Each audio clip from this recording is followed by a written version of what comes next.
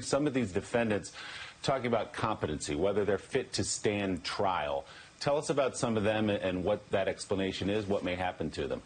Let me tell you about two of them, Willie. First, Pauline Bowers, a restaurant owner in Pennsylvania. While Paul Hodgkins was being sentenced, her hearing was ongoing and it went off the rails. Bauer is trying to represent herself in her case, and she told the judge yesterday she's a sovereign citizen and not subject to the court's authority or U.S. authority. So that kind of detoured the hearing. She was talking over the judge. The judge was correcting her.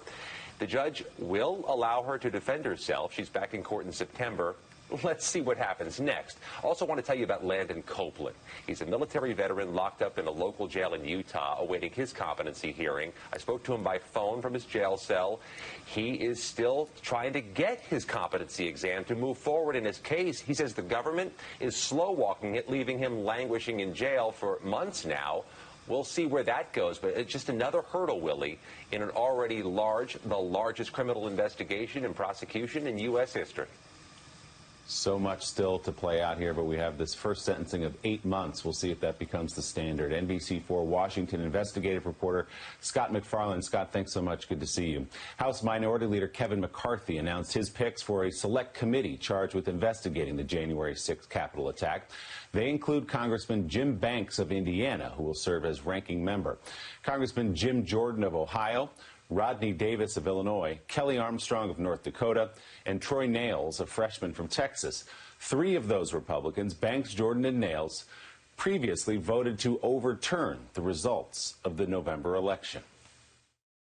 You got a mix from the entire conference, right? The people who objected, people who didn't. But why Jim Banks as a ranking member? I never talked to Donald Trump about this. Saying he did not speak to Donald Trump. McCarthy's choices still need to be approved by House Speaker Nancy Pelosi, but she has not signaled any plans to turn down any of those choices.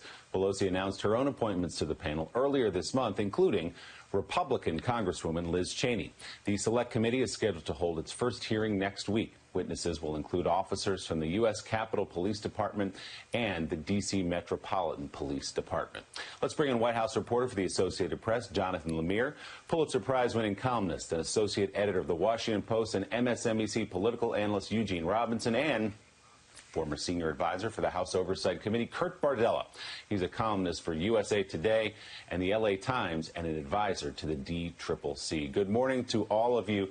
Jonathan, let me start with you. So Kevin McCarthy was going to nod to the base. We knew that. But 3 of the 5, a majority of his picks, voted to contest the November election.